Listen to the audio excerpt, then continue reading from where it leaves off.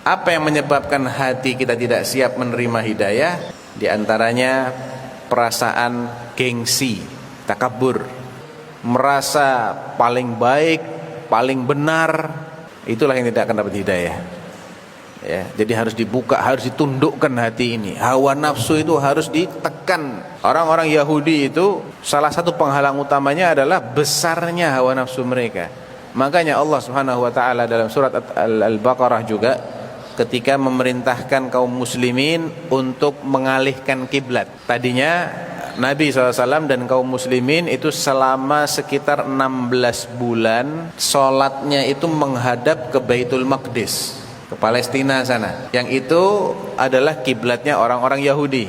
Kemudian Nabi sering kali terlihat menengadahkan wajahnya ke langit gini ya, minta kepada Allah agar kiblatnya dialihkan ke Ka'bah. Qad nara taqalluba wajhika fis sama' falanuwalliyannaka qiblatan tardaha fawalli wajhaka syatral masjidil haram.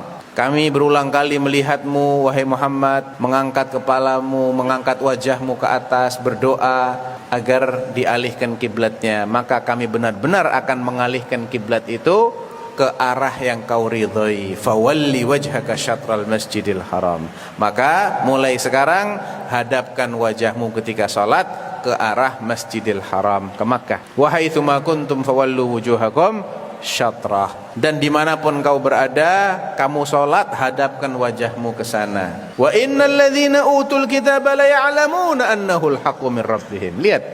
Dan sesungguhnya orang-orang yang mendapatkan kitab suci itu, Yahudi maupun Nasara itu, tahu persis bahwa perintah pengalihan kiblat ini dari Allah, bukan maunya Nabi, bukan. Kenapa mereka tetap protes? Jawabannya ada dalam lanjutan dari ayat-ayat itu. Wala in ataital ladzina utul kitaba bi kulli ayatin ma tabi'u qiblatakum. Dan seandainya pun engkau bawakan semua ayat dari Allah tentang pengalihan kiblat ini, semua dalil kau paparkan kepada orang-orang ahlul kitab itu, tetap saja mereka tidak akan mengikuti kiblat kalian. Mereka juga tidak mau menghadap ke kiblat kelompok lainnya. Yahudi tidak mau menghadap ke kiblatnya Nasara, Nasara tidak mau menghadap ke kiblatnya Yahudi juga. Wala inittaba'ta ahwa'ahum. Sebabnya karena mereka memperturutkan hawa nafsu. Jadi kalau sudah hawa nafsu bicara, dalil itu mental.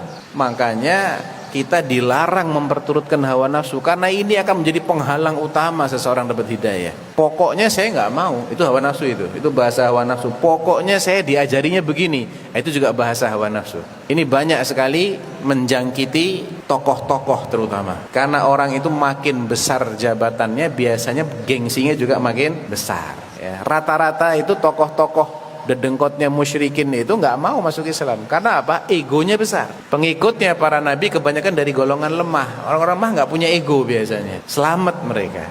Makanya kita diperingatkan oleh Allah, jangan sampai kita ini seperti orang-orang itu.